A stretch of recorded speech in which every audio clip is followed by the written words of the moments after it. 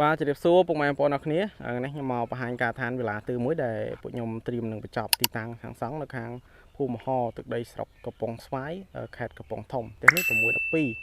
ta lại pi mơn crack mà bộ cam bộ xong rồi thế này nhưng riệp ắt mà phay chung với nhá hay tập bố nhưng bọ cái đường xì mỏng ta lại hàng lớn mà bộ cam bộ xong rồi tâm đón cho thế chậm từ căn số trôn ở tại nhưng ở room càng như sạp thì một này bông mai bọn lạnh mơ bànสะอาดមែนទេយើងមានតសពីដើមហក់មកខាងមុខហើយដបូលប្រភេទជាហៅជាងនៅខាងមុខយើងមានដាក់ជ្រីផ្កាហើយទ្វារខាងមុខយើងប្រើទ្វារសុវត្ថិភាពពណ៌ផ្ទះនេះម្ចាស់ផ្ទះគាត់នេះរើសទេបងគាត់នៅឆ្ងាយអញ្ចឹងគាត់ពឹងពាក់ឲ្យបងប្អូនគាត់មើលការខុសត្រូវឲ្យហើយទីតាំងស្រួលរយយើងចូលវត្តមហោចូលមកខាងក្នុង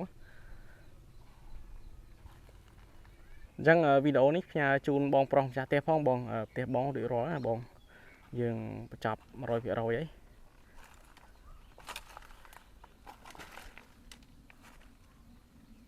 អញ្ចឹងសភនភាពផ្ទះបងអាចមើលបានណាបងតាមរយៈវីដេអូហ្នឹងអញ្ចឹងវីដេអូនេះខ្ញុំនឹងបង្ហាញបន្តពីផ្នែកខាងក្រៅខ្លះៗហើយយើងនឹងចូលទៅខាងក្នុងលម្អិតណា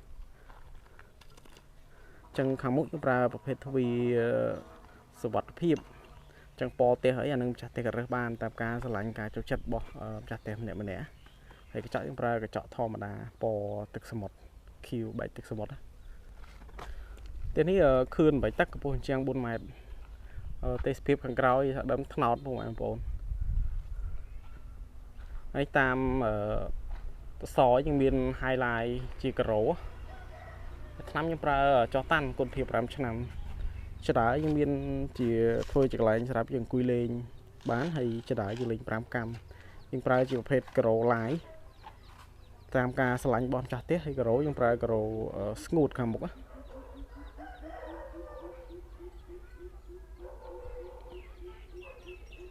ចឹងឥឡូវយើងចូលទៅផ្នែកខាងមុខកន្លែងទូភ្ញៀវចឹងខាងមុខនេះម្ចាស់ផ្ទះគាត់យកកន្លែងទូភ្ញៀវដាច់ពីមុខដល់ក្រោយតែម្ដង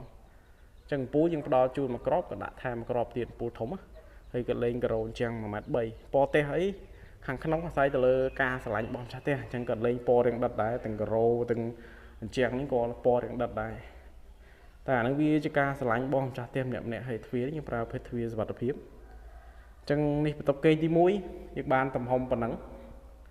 យើងមានពូលមានដានអីមួយរួចរាល់អញ្ចឹងហើយក៏លេងការ៉ូ 1.3 ម៉ែត្រដែរដោយសារក្បាលតនេយើងដាក់តប៉ែខាងនោះក៏នឹងពូលីកោយើងជូនគាត់2គ្រាប់អញ្ចឹងម៉ូតអាស្រ័យលើម្ចាស់ផ្ទះរើសបងហើយនេះមកខាងក្រោយអានេះបន្ទប់គេងទី2អញ្ចឹងផ្ដានម៉ូតមកផង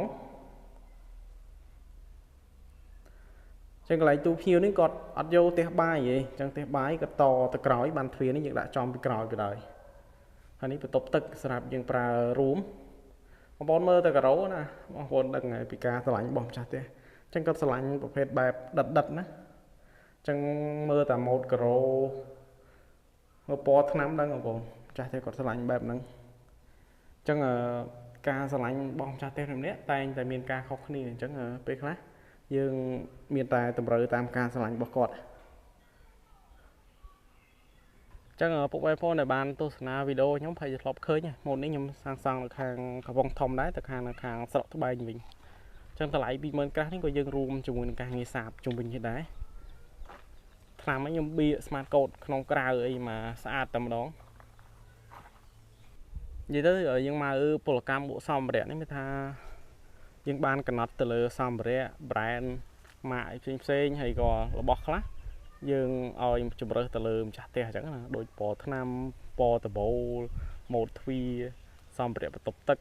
សម្ភារៈភ្លើងដូចពូភ្លើងអីផ្សេងៗនឹងម្ចាស់ផ្ទះរើសបងអានេះក៏យើងរួមជាមួយនឹងការងារអាងស្ទិចនេះដែរ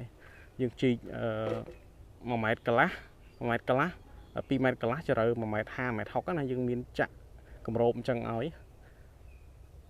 អញ្ចឹងយើងចំណាយត្រឹម 20,000 ក្រាស់យើងបានផ្ទះប៉ុណ្ណឹងមករស់នៅបងប្អូនឥត 20 ព្រោះឥឡូវ